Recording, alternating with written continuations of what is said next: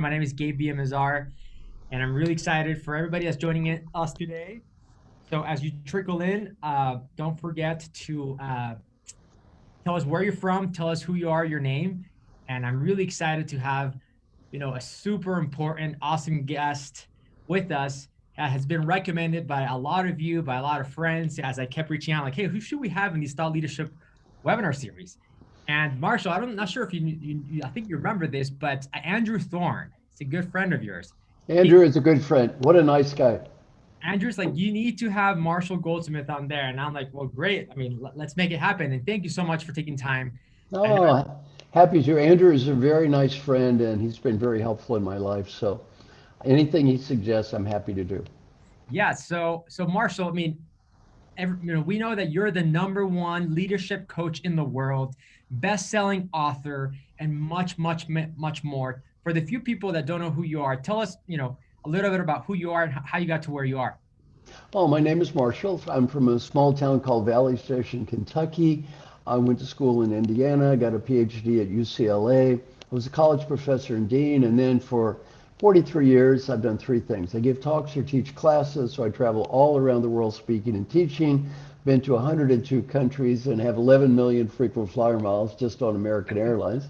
So I'm a frequent flyer. I coach executives. So I've been the coach of the CEO of Ford and Pfizer and Glaxo and the World Bank and the Mayo Clinic and on and on and on. And there in Salt Lake City, I work with Gail Miller. I love her. She's such a great person. And then I write books and articles. So I've written or edited 43 books. I've done 6 bestsellers, 3 New York Times bestsellers, big bestsellers. And then I've done 37 books purchased by my mother, my father, and relatives. And then I'm adopting people. I have this program. I came up with this idea to teach people all I know for free, and the only price is they have to do the same thing when they get old. I made a little video about it, put it on LinkedIn. I thought I'd have 100 people apply for adoption.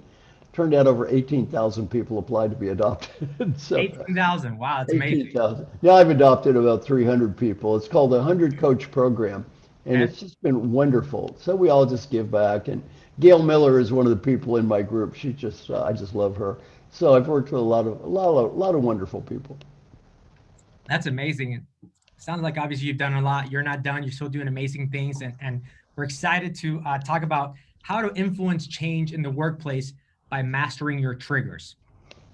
Um, that's a topic that I think is very relevant right now, whether you're a hybrid model, working from home, or maybe still in the office because of your industry. And again, one reminder to everybody that's joining us live or especially live, feel free to ask questions here in the widget, in the Q&A widget, or in the chat window. We're going to try to answer those maybe as we go, maybe towards the end. Keep Hmm. the questions obviously related to the topic that we're talking about, because Marshall is an expert in this topic that we're going to talk about just now. And before we get started, where's everybody joining us from? As we have this tradition where we like to see where most, these live apps. So if you don't mind answering that in the widget, in the chat. So we have Cassandra from Arizona, Heather, Durango, Zurich, UK, Portland, Cincinnati, UK, Auburn, Amsterdam, Canada, New Hampshire. So we have once again, we have a worldwide audience here, not just people in the US, Massachusetts, Sophia, Judy, welcome, Ellen. Great. We have an awesome audience. So Marshall, are we ready? Should we get to some of these questions? Yeah, now, by the way, I'm in La Jolla, California right now. I'm Okay. just getting ready to move. My daughter's a professor at Vanderbilt. I have a couple of kids, so I'm moving to Nashville. So I noticed we have somebody here from Tennessee. So that's nice. And so that's fun. Okay. So give me a yes, let's get rolling. Awesome. So one of the questions as did some research on this topic is, why is it so hard for us to become what we want to become? Why is it that it's why is it so difficult? I mean, Well, yeah. as we journey through life, as I talk about in my book, we're constantly bombarded by triggers. A trigger is any stimulus that may impact our behavior. It could be a sight, a sound, a person, a word. And these produce an impulse in our mind. We have something called, for example, mirror neurons. These produce an impulse in our mind. These triggers lead to an impulse. Sometimes they push us toward becoming the person that we want to be. Most of the time, the opposite. They push us away from becoming this person. And as we look at life, there's two schools of thought. I control the world, or the world controls me. And I believe that to a degree we can control the world. We can do have influence. On the other hand, to a large degree, the world controls us. Our environment is very important. So it's trying to, my whole idea in the book is a little more focus on how you can control your life and be the person you want to be, and a little bit less of I'm being controlled by my environment. Okay. Mhm. So, when you, I mean, what kind of, I guess, triggered you to write this book? Is that something that you, I mean, because it wasn't like, you've written previous books before that. Like, how did the book come to be then? Like, as to like what triggered, I guess, What triggered the book? yeah, Well, basically, this book is about the influence of the environment in our lives and also why we don't do what we know we should do. For example, I'll share one process right now with a group. hmm, Now, I'm going to teach you something. It takes about 3 minutes a day, okay, costs nothing, helps get better at almost anything. Now, some people are skeptical. 3 minutes a day costs nothing, help me get better at almost anything. Sounds too good to be true. right, Half the people that start doing this quit in 2 weeks. And they don't quit because it doesn't work. They quit because it does work. It's hard to do. So here's the technique. Get a spreadsheet. Write down a okay, series of questions that represent what's most important in your life, friends, family, health, whatever it is for you. Every question has to be answered with a yes, a no, or a number. And then 7 boxes across, one for every day of the week, Monday, Tuesday, Wednesday, Thursday, Friday, Saturday, and Sunday. And then you fill it out okay, every day, and then you get a report card at the end of the week. I will warn you, the report card is not going to be as pretty as the corporate values plaque you see stuck up on the wall. I've been doing this for years, and when you do it every day, you learn something very, very quickly. Life is real easy to talk, yeah, and life is hard to live. So you look at this every day, you look at those live values, and Gabe, they're not so pretty. One thing that was left out of my introduction seemed like I do something stupid every day. Every day I do some dumb thing. And if you do this process, you get to look at it every day. okay, Well, why don't we do this? I have to have someone call me every day to make sure I do it. And I've done that okay. for 25 years. Why? I'm too cowardly to do this stuff by myself. I'm too undisciplined. I need help. And I wrote the book. Well, that's the secret right there. No, thank you. The confession time. I like that. I wrote the book. I need help. We all need help. All these people I coach a lot of the most famous people in the world. They need help. And what I Give us love a about few my, names. Give us a what few. I, Who have you coached that people might know? Like, let's say I coached Alan Mulally, who's the CEO of the Ford Motor Company. He was CEO of the Year in the United States. The stock went from $1 to $18 when he was there. Spectacular person. I've been the coach of Hubert Joly. He went to Best Buy. The stock was down the drain. okay, The stock's through the roof. Fantastic CEO, a great guy. Liz Smith was president of Avon, then went on to be CEO of a huge restaurant chain. Back to Utah, I've coached Margot, who's the CEO of yeah, Ancestry.com, formerly over there in Google. I've coached president of the World Bank, CEO of the Mayo Clinic. I've coached wow. CEO of Walmart. I mean, it's a long, Yeah, it's it's a a long long list. list. Yeah. And by the way, now I'm coaching somebody whose job's pretty important. I talked to him last week. He's the CEO of Pfizer. Oh wow. Okay. They got a Yeah. big, he's got a big job right now. And Well, by the way, he has their eyes on him. keep those Yeah. fingers crossed. I think he's going to do it. Yeah. And so would you say, Gabe, he's got a pretty important job right now? Extremely important. And the Yeah. whole world has their eyes on them. The whole company, the leadership team, what they're doing. Oh yeah. So, no, that's awesome. So going back to triggers, like again, what's your definition of a trigger then? Like, Any stimulus that may impact our behavior, any stimulus, okay, it could be a sight, a sound, a word, a person, any stimulus is a trigger. And again, these triggers produce a response that's not necessarily conscious. One of my good friends is Martin Lindstrom. He's an expert on marketing. He okay, says about 85% of our buying decisions we don't consciously plan. They're just a result of triggers that are often cued by advertisement. See, advertisers understand this very well. yeah, They are constantly looking for triggers to make us do things. Advertisers, TV people. So as we go through life, it's tough. And oftentimes we don't plan on these things. We don't plan on these things. Let me give you an example. yeah, Um, One thing I teach is, okay, imagine you've had a hard day at work, a hard day. You come yeah, home, you're under a lot of stress, your husband, wife, or partner's there, and the other person says, I had such a hard day. I had such a hard day. Well, if we're not careful, what do we say? That triggers out competitive in our mind. You had a hard day. Oh, You had wait a till you hard see day. mine. You have any idea what I had to put up with today? And you had to, we're so competitive, we have to prove we're more miserable than people we live with. I do that, man. My wife hates it when I do that. You're spot Of on. course she does. I taught this in my class at Dartmouth. You know, one guy raised his hand. He said, I did that last week. I Hmm. said, what happened? He said, my wife looked at me. She said, honey, you just think you've had a hard day. It's not over. Okay. No, that's interesting. No, yeah. So those are triggers, right? Okay. And then is there a difference then, I guess, what would you define as your internal trigger versus an external trigger? Well, an internal trigger is a trigger that comes from our own mind. An external trigger is from the outside environment. And so, and let's talk about how this, I'm going to talk about another term, empathy. Okay. Now, when we're around someone who smiles, Yep. we're more likely to smile. When we're around someone who frowns, we're more likely to frown. When we're around someone who's angry, we're more likely to get angry. Hmm. So we have these mirror neurons that we tend to be, more than we ever imagined, influenced by everything around us. And when we go to, like, I have a home in New York, you go to Times Square, you realize there are a lot of these billboards that are trying to get you to do things. But what you don't realize is every person, every human is like a billboard.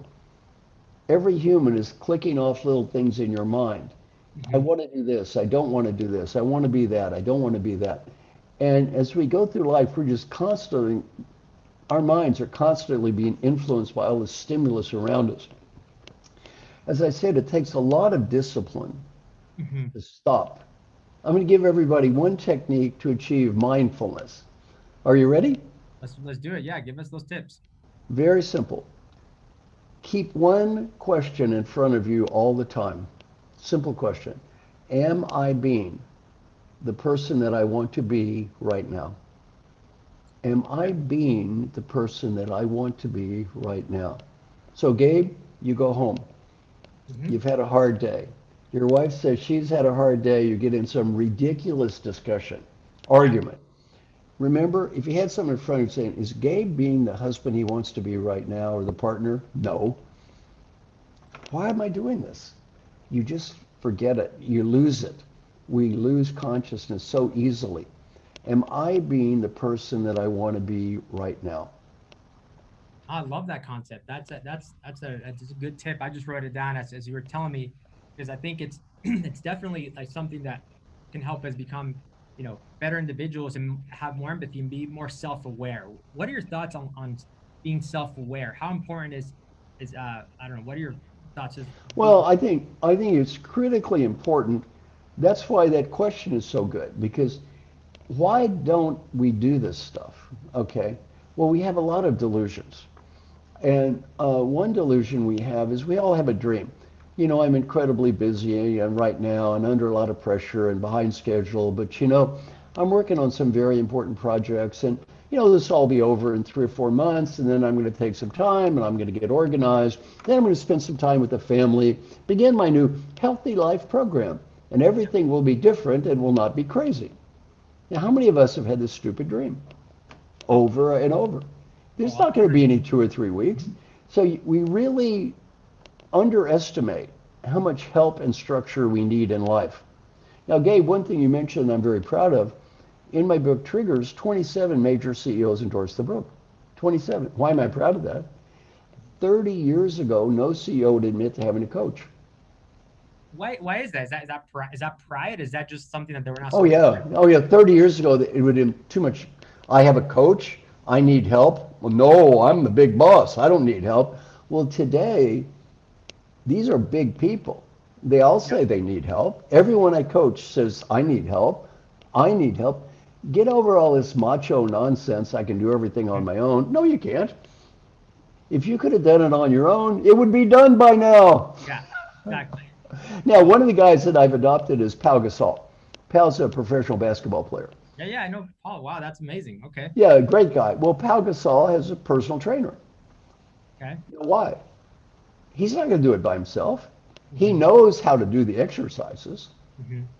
but he needs someone there to help him because it's hard. He needs somebody to give you encouragement, support, to egg you on. That's why he has a personal trainer. Well, he's not stupid, he's smart. So Right. these people I work with, they're all really bright, and everybody needs help. So We so all you need help. so if I understand it correctly, paraphrasing, like you recommend someone to have, if I want to influence change in the workplace, I need some sort of constant coaching from somebody else directly or indirectly. Is that? Well, Andrew Thorne is your friend, right? Yeah. Yeah. Andrew used to call me every day. Okay. Now I have somebody else call. Andrew moved, so I have somebody call me every day though. Every day I have someone call me. Why? They don't teach me anything. They Uh-huh. remind me to do what I know I'm supposed to do. Okay. See, the problem is not figuring out what to do. I mean, most of us, if I asked you to describe the ideal Gabe, you'd tell him beautiful story, nice guy, never yells, hardworking, dedicated, doesn't act Yeah. like a jerk, blah, blah, blah. Never says bad things about other people, blah, blah, Uh-huh. blah, blah, blah. Then, well, okay, what happens between that person and the real Gabe? It falls by the wayside a lot. Right. Well, if you had somebody calling you every day, reminding you what you're supposed to do, Mhm. and doing a report card on how you're doing, guess what? You'd probably do better. Yeah. No, that makes sense. So then, okay, so having a coach, and is this someone, I mean, what about like, I'm at work, and then should this be something that I proactively find somebody, say, hey, can you be my coach? Is this someone that Oh, it could be a friend, it could be a peer, it could be someone you hire. I mean, sometimes I've had peers or friends do this. Sometimes I've had actually hiring people. So,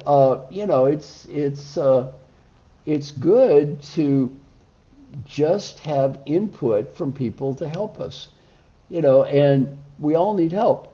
We all need help, and so it's a good idea. My own coaching clients, right? Hey, these are brilliant people. Now, let me tell you one thing I do. Every weekend, I meet with 50 amazing people. We spend 6 hours every weekend, and they rotate in different groups. So each group will have between 7 and 10 people. Every weekend, each person discusses 6 questions. I'm going to share the 6 questions with your group. In your life, I have a suggestion. Test yourself on these 6 questions every day. And the 6 questions all begin with the same phrase. Did I do my best to? Did I do my best to? Why, you can't blame anybody else. Did I do my best? Number one, to set clear goals. Every day, did I do my best to set clear goals? Number two, did I do my best to make progress toward achieving my goals? Number three, did I do my best to find meaning? Rather than waiting for other people to make our lives meaningful, did I do my best to find meaning? Number four, did I do my best to be happy? Rather than saying, did other people make me happy? Did I do my best to make myself happy? Number five, did I do my best to build positive relationships with other people? And number six, did I do my best to be fully engaged in what I was doing? Every day, 6 questions. We have these people, every day they evaluate themselves. Every weekend, we meet for an hour, and they all go over their progress. They talk about other questions they ask themselves, what they've learned. And we do this every weekend. People love it. And we practice something called feed forward. How does that work? Everybody says, here's what I'm trying to do better, and they ask for ideas. And all they say is thank you to the ideas. They don't judge people. Nobody puts anybody down. It's all focused on the future, not the past. They say thank you. So anyway, it's a wonderful project. Everybody loves it. Let me repeat the 6 questions. Yeah. Number one, did I do my best to set clear goals? Okay. And by the way, if anybody would like an article about this and a description of how it works, send me an email. My email address is Marshall, Marshall, at marshallgoldsmith.com. I'll send you an article describing the process. But number one, did I do my best to set clear goals every day? Now, Gabe, you might think these people would all get a 10 out of 10. No, Okay. no, not really. Some days they say, well, I woke up, I got on the phone, an email, and then end of the day, I never set a goal. I just responded to triggers. I just responded all day. Number one, did I do my best to set clear goals? Number two, did I do my best to make progress toward achieving my goals? Number three, did I do my best to find meaning? Now that's really important. Instead of waiting for life to bring meaning to us, bring meaning to everything we do. Number four, did I do my best to be happy? Now that one sounds like everybody would get a high score. Yeah. The average score in the world out of 1 to 10 scale, 5.5. Let's say that one more time. 5.5. Did I do my Got it. best to be happy? 5.5. Wow. A lot of us forget to be happy. Did I do my best to be happy? Did I do my best to build positive relationships with other people? Hmm. And did I do my best to be fully engaged every day? Now, our research on this is amazing. We've done huge studies with thousands of people, and what we find out is just by doing this every day, about 34% of the people say I got better at everything. Okay. 67% say I got better at 4 out of 6. 91% said I get better at something. 9% said no change. And almost nobody gets worse. Why? Every day you look in the mirror and you ask yourself, did I do my best? Wow. Those are great. Heather here said, what was your email again? If you don't mind sharing that. What? Marshall, Marshall, my first name, at Marshall Goldsmith, both names.com. Marshall at marshallgoldsmith.com. Okay. And that's very kind of you to share that. Thanks, Marshall, especially with our audience here. Um, Oh, by the way, I forgot to say this. I give everything away. So if you go to my website, I've got 300 articles, I've got videos. You may copy, share, download, duplicate, use in church, charity, nonprofit, business. Use it any way you want to. well, that's good to know. Let me paste here a link, of your website here on the chat. And again, if you have any questions, keep them coming here in the chat. I'm getting good feedback on here how to better interview you as well, Marshall. So that's good to know. Um, what does the day to day look like for you? I mean, what's your morning routine? Do you have something that the Grand Marshal of Goldsmith, like, that we can learn? What's the one few secrets on how you start your day? I'm curious. Well, every day I try to at least get up 1 hour before I do anything.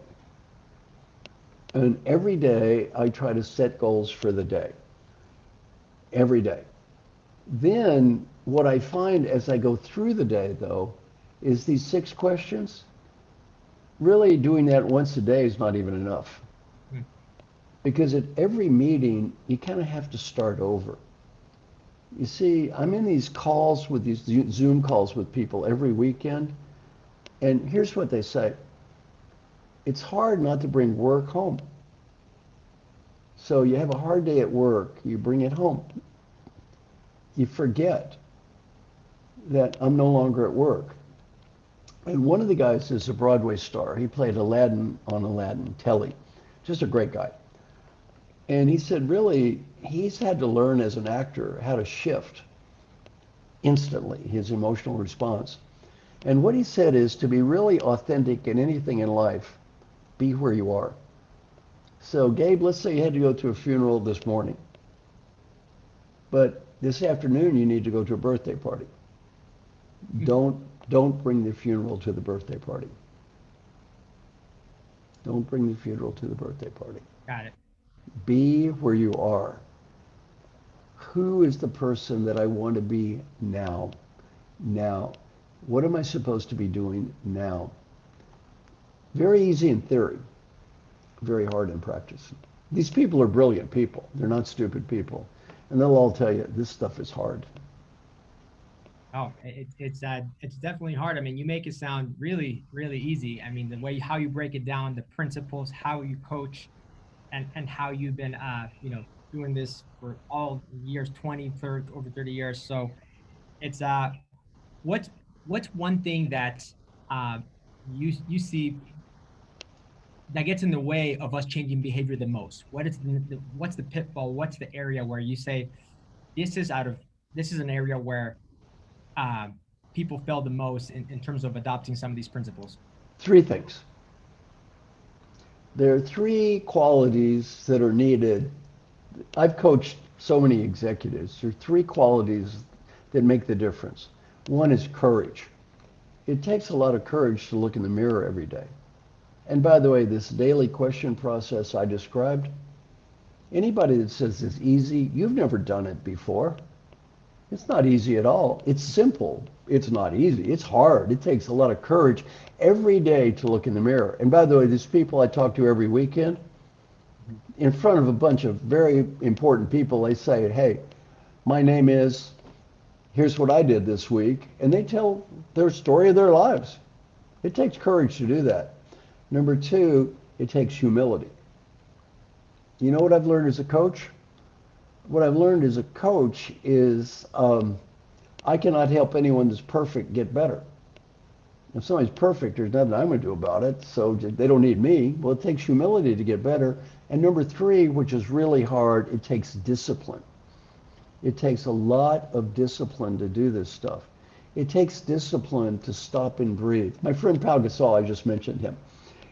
He was talking about his week last week, and he said, you know, his wife wanted him to be better at being present when he was with his wife, really being there, not distracted. Then he said, but I was tired, and it was the end of the day, it was a half hour, and I was really, really tired.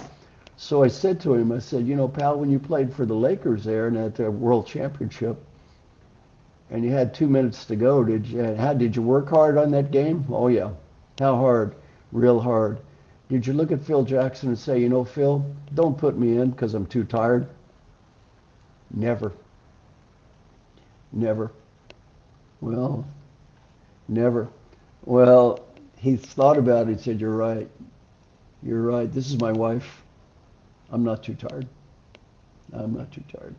So it's a great example of discipline, of being able to do that. And another guy on our calls is Curtis Martin. Curtis is a National Football League Hall of Fame guy. He was number 5 rusher in NFL history. And one thing great about Curtis, he said, when he practiced, always commit. Never go through the motions. Always commit. You're putting in the time anyway. Don't go through the motions. You do your best. At every practice, you commit, you commit, you commit. And he said it's like starting over at every practice session, every drill. So every time you're on a Zoom call, every time you meet another person, reset, reset, hit the reset button. I'm starting over. I'm going to be what I need to be in this meeting. I'm going to meet who I need to be this person. I'm starting over. And it's hard. It's very hard because, we have so much stuff and it's hard not to carry it with us. It is definitely hard. Thanks for sharing these. These are good stories. These are good golden moments that we don't, you don't get to hear every day. So these are awesome. Thanks, Marshall, for sharing these. A question that came in from Jennifer is, my name is Jennifer. I'm from Indonesia. I want to ask a question on how to trigger yourself when your workplace is not supporting you at all. Very excellent question. How do I deal with people when I don't have power? That's what that question amounts to. Well, when you're the boss, that's one thing, but obviously who asks the question isn't the boss. How do you deal with situations where you don't have power? Now, Gabe, I had the privilege of working with a person named Peter Drucker for 10 years. I was a member of the Peter Drucker Advisory Board. He's the greatest thinker in management history. I've won a lot of honors, but compared to him, I have the intellect of a 10-year-old. This man was so smart. And he taught me many things, and one I'm going to share with Jennifer. Jennifer, first, remember this. Our mission in life is to make a positive difference, not to prove we're smart and not to prove we're right. We get so wrapped up in proving how smart we are and how right we are, we forget we're not here on earth to prove how smart we are. We're here to make a positive difference. Number two, and Jennifer, here's the hard part. Every decision in life is made by the person who has the power to make the decision. Make peace with that. Every decision is made by the person who has the power to make the decision. Make peace. Not the smartest person, the right person, a supportive person, or a fair person. Every decision is made by that person. Gabe, if you're my boss and I need to influence you to make a positive difference, there's one word to describe you. That word is called customer. One word to describe me, that word is called salesman. You don't have to buy, I have to sell. Jennifer, you sell what you can sell. Change what you can change. If you can sell it, you sell it. If you can't sell it, look up here. I want everybody gave you to smile. Take a deep breath. Now do your hand like this. Ah, hand. Ah, hand, Gabe, hand. Let go, let go, let go, let go, let go. Now, if you don't like it there, leave. Don't leave immediately. You got to get a better job, but just make plans to leave. If you can change it, change it. If you can't stand it, leave. As long as you stay there and write a check, and you cash the check they give you every month, do your best. Wow, that was good. Thank you so much, Marshall. Jennifer, great question here. Again, if you have any other questions, we're entering the Q&A section of the live stream webinar here. So we only have about 9 minutes left. Want to be respectful to Marshall's time. Jenny asked a question: what are practical ways we can build discipline? Okay, we all need structure, and we all deny how much we need structure. Let me give you an example. And here's how medical doctors do this. There's a great book called The Checklist Manifesto. The Checklist Manifesto. Now, this book is published by Dr. Atul Gawande from Harvard Medical School. In the book, The Checklist Manifesto, Dr. Gawande makes a very profound point. If you go in for a surgery, and the nurse asks the doctor a series of very simple questions from a checklist before the surgery, the odds on unneeded infection plummet, and the death rate because of unnecessary infection is cut by 2/3. This is not a theory. This is a well-documented statistical fact. The huge majority of hospitals around the world do not allow the nurse to ask the doctor the questions. Why? Ego. The doctor is ashamed to admit they need structure. They're ashamed to admit they need the nurse to ask them questions. They're ashamed to admit they need help. According to Dr. Gawande, more people have died because of the egos of surgeons than died in the Vietnam War, the Afghan War, and the Iraqi War put together. Ego. Now, how do you give yourself structure? You need constant reminders. We need help. Twyla Tharp is the world's greatest choreographer and one of the best dancers in history. She's had the same personal trainer for 27 years. Why? She knows how to do the exercise. She won't do it by herself. She needs help. That's why she looks great at age 75 and she can still dance. Why? She has somebody help her over and over and over again. See, once we get over this macho nonsense, if I can do everything on my own, life is better. Yeah, get over this macho, I can do it on my own. Now, Gabe, is there something in your life that you've told yourself I should do this, but you've been putting it off for probably 10 years at least? Yep, I just thought of one right now. What's that? Yep, yeah. I mean, I want to definitely be a better communicator. Better communicator. Yep. Perfect. So raise your right hand, repeat after me. My name is Gabe. My name is Gabe. I want to be a better communicator. I want to be a better communicator. I need help. I need help. And it's okay. And it's okay. You say that too. And it's okay. And it's okay. It's okay. It's okay. And by the way, how many of the top 10 tennis players have a coach? 10. 10. All of them. All of them. Are they ashamed to have a coach? No. No. I have people help me. It's okay. Once we get over that macho nonsense, anything we can do to help us is good. Have a piece of paper in front of you. Have a checklist you look at every day. Have someone remind you. As I say, Gabe, your friend Andrew used to call me every day. I still have somebody call me every day. I've done this for 25 years. Why? My name is Marshall. I need help. It's okay. Once we admit this, we get a lot more done. Now, how do I get those 43 books done? My name is Marshall. I need help. It's okay. My clients, I'm CEO of the Year in the United States. I need help. It's okay. I'm number 2 CEO of the Year. It's okay. I'm President of World Bank. I'm CEO of Pfizer. We all need help. It's okay. Don't be ashamed. Don't be embarrassed. It's okay. I like that. That's a good secret to life right there. Man, I'm taking lots of good notes here. Wow, and I'm trying to do both, interview you while taking notes here. Okay, so here one last question here from Heather. Uh, and Jenny, hopefully that Marshall's answer helped here. So Heather asks, how do you maintain being true to yourself if you're showing up for the present moment all the time? What if you just need to be? Well, okay. If you need to be, why don't you go be by yourself? Eh, If you're with another human being, right, whose needs are you taking care of? Well, if you want to take care of yourself, it's okay. That's not really very thoughtful for that person you're around, though. So, again, if you just want to go out and be by yourself, that's fine. When you're with another human being, you need to ask yourself not just what do I need, but what do they need? What do I need to be authentic now? And again, the way that question is phrased, it's like, I have to carry this stuff with me wherever I go. No, you don't. You can choose to carry stuff with you wherever you go, but you don't have to do that. True authenticity is you be where you are. And if that is, I just want to relax, measure, do you relax? If you want to take a vacation, take a vacation. See, I'm not telling you what to do. My job is never to tell people who they want to be. It's to help people be who they want to be and to help people be who they want to be at that moment. And don't think about that's just the way I am as a person. As long as you say that's just the way I am, you're never going to change. That's just the way I am. Well, okay, fine. You don't need me. You're not going to change.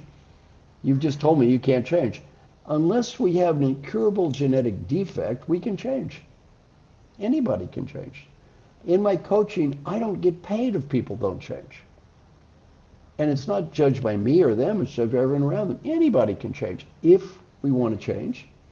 And if we do the work required to change, we can all get better. On the other hand, it's got to come from the inside, not the outside. And I always teach people, never try to coach people that don't care. It's a total waste of time. Gabe, have you ever attempted to change the behavior of a husband, wife, or partner that didn't care and didn't want to change? Have you ever attempted that before? yes, I have. Is that a good Absolutely. idea or typically a bad idea? In the moment, it seems like a good idea. Afterwards, no. How about mommy and daddy? Have you Oh, ever attempted to change mommy and daddy when they didn't want to change? ooh, yeah. Not a How'd good. that, how'd that work out? Oh, not a good idea. Now, I was teaching my class at Dartmouth. So I said, how many of you have attempted to change mommy or daddy who had no interest in changing? A woman raised her hand. I said, are you trying to change mommy or daddy? She said, daddy. I asked her, well, what's daddy's problem? She said, daddy does not have a healthy lifestyle. I asked her, how old is daddy? She said, 94 years old. Leave the old boy alone. He's 94. Yeah. Quit bothering him. Quit bothering him. Don't waste your time with people that don't care. Put your Definitely. time and energy into people that do care. Now, I've got another good comment here from Michelle. Yes. What do you say to people that choose to focus more by prioritizing on less things and not I totally agree with that. Let me give you a model that's in the book Triggers to help you. And this is from Michelle. Very good question. Michelle, a little model to help you for the future. One box is positive, negative. The other is keep or change. 4 quadrants. The first quadrant is positive change. This is called creating. So Michelle, you think about who do I want that new Michelle to be in the future? Who do I want the new Michelle to be? And what are the new things you want to create? What do you want to learn? What do you want to be? What do you want to add? Positive change. The second part is called positive keep. Now, what is it about the old Michelle that you don't want to change? What is it that Michelle wants to keep and really not change, but preserve or protect or maintain? Then number 3, Michelle, this is your point, that is negative change. What do you got to get rid of? Because you see, if we don't eliminate things, all we do is get overcommitted. You're trying to be more and keep everything you have and add new things at the same time. It just doesn't work. So Michelle, back to this, ask yourself, to do these new things, I probably got to get rid of some old things. What am I going to get rid of here? What do I need to eliminate in my life? And then finally, the box that's hard for most people to understand is negative keep. You say, why would I keep anything negative in my life? You're not going to change everything.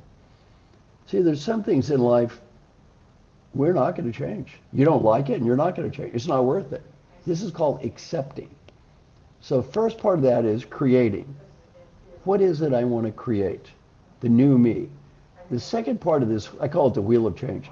The second part of the wheel of change is preserving. What is it I want to keep, preserve, protect? The third part of this is eliminating. And Michelle, that's your question.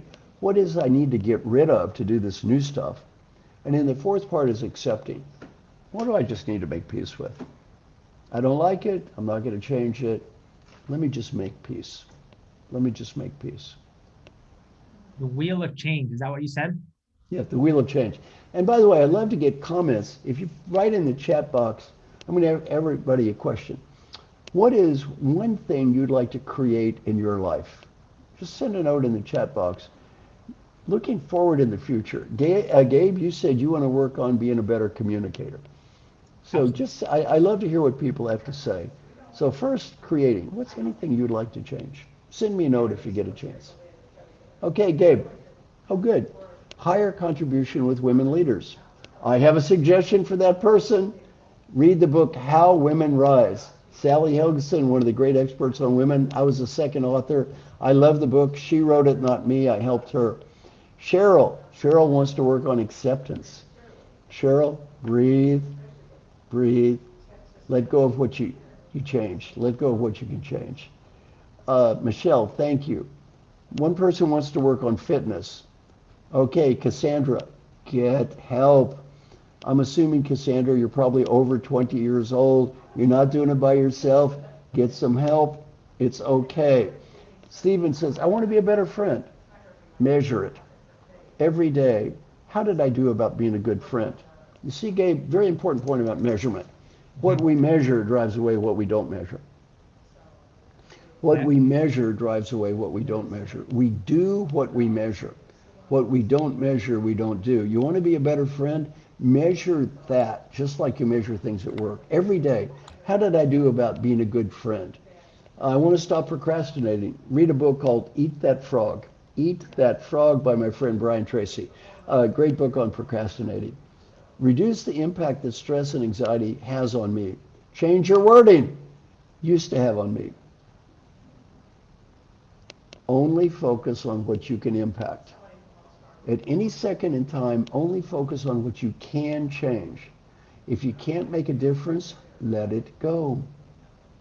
Let it go. Focus on what you can change, not what you can't change.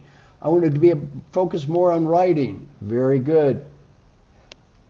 My 4 biggest selling books, I didn't write at all. I have a writer who helps. It's not a secret. I have someone help me. They're my ideas. See, 3 of the books I did with my friend Mark Reiter, R-E-I-T-E-R. He's a brilliant writer. I have the ideas. He's my agent and co-author.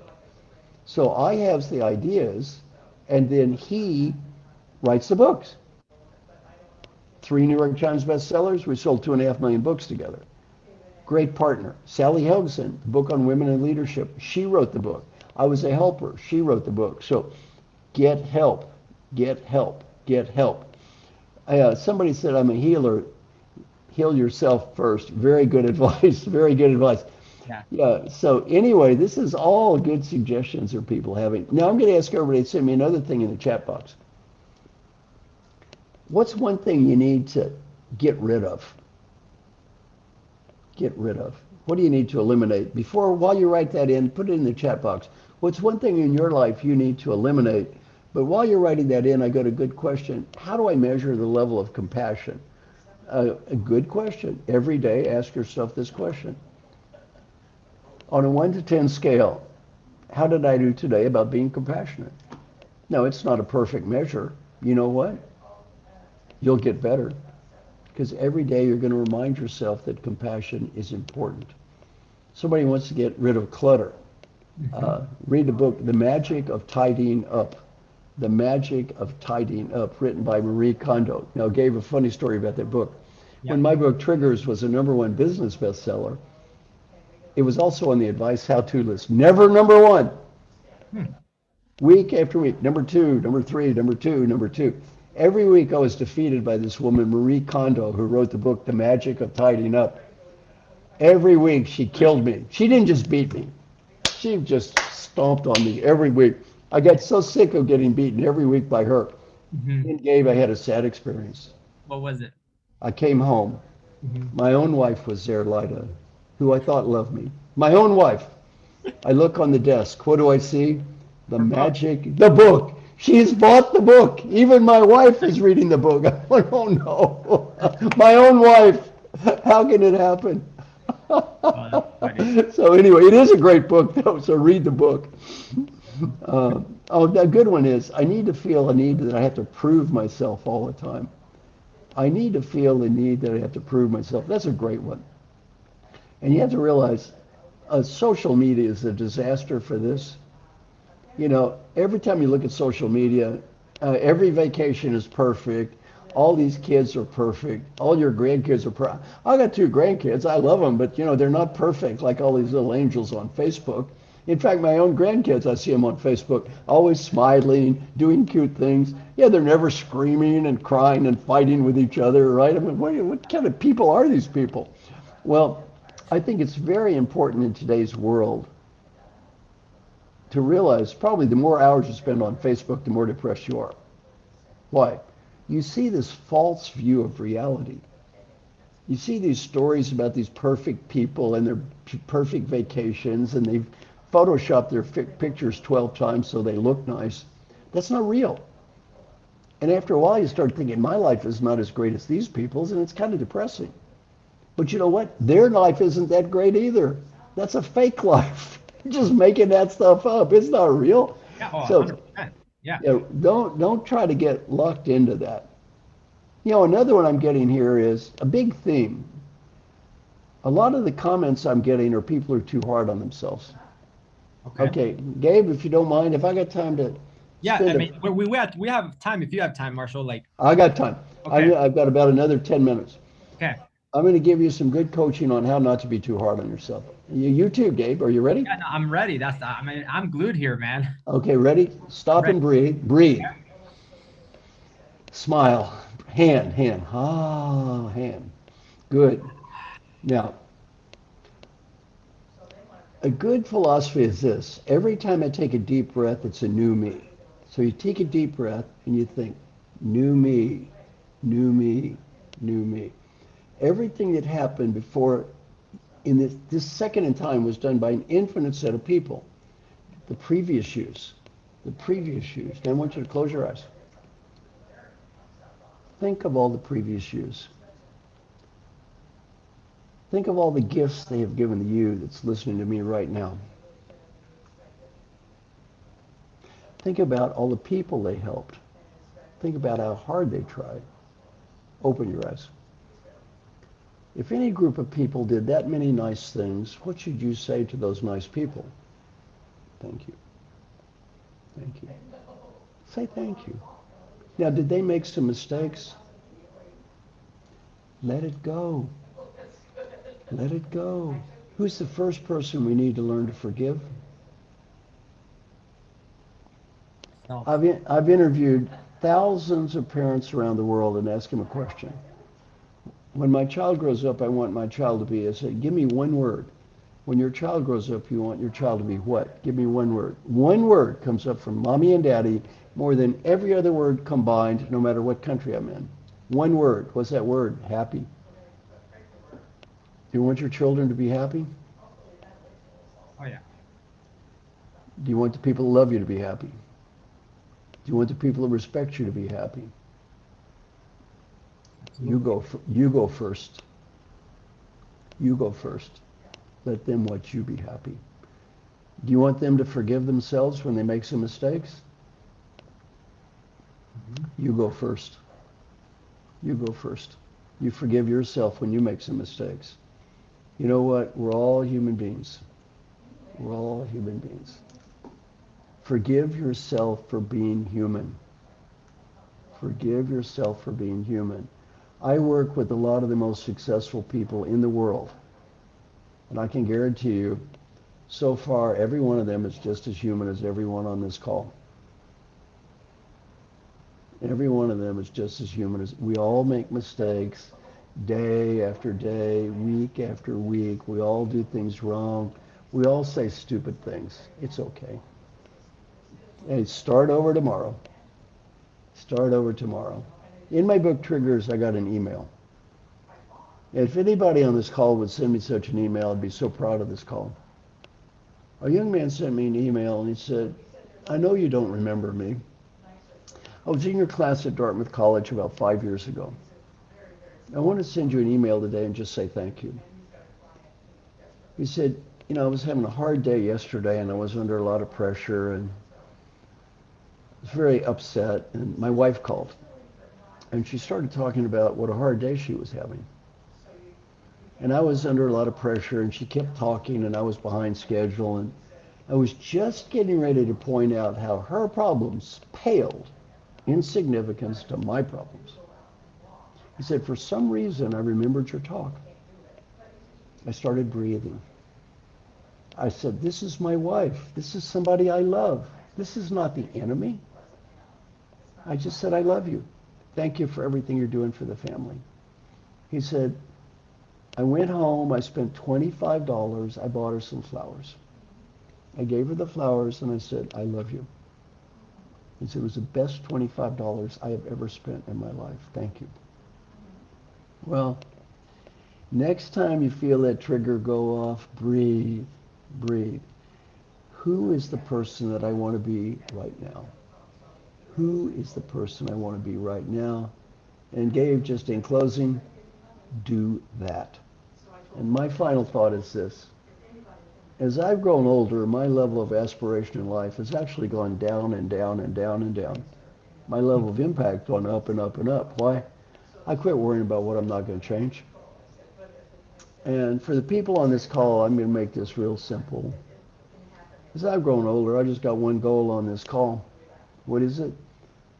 Help you have just a little better life, just a little bit. And maybe help the people around you have just a little bit better life. If you do that, it's good enough. Good enough for me. I'm declaring victory here. So hopefully on our little hour together, I taught you just a little something maybe to help you have just a little better life, and maybe some of the people around you have just a little better life. So thank you to Andrew for recommending this, and Gabe, thank you for inviting me. Thank you so much. Let's leave it at that. Thank you so much, Marshall. And then again, this webinar live stream is going to be available on demand. We'll send an email. And everybody have a great rest of your week, weekend, or thanks for watching on demand. Thank you, Marshall. Appreciate it. Thank you so much. Ciao. Bye. Thank you.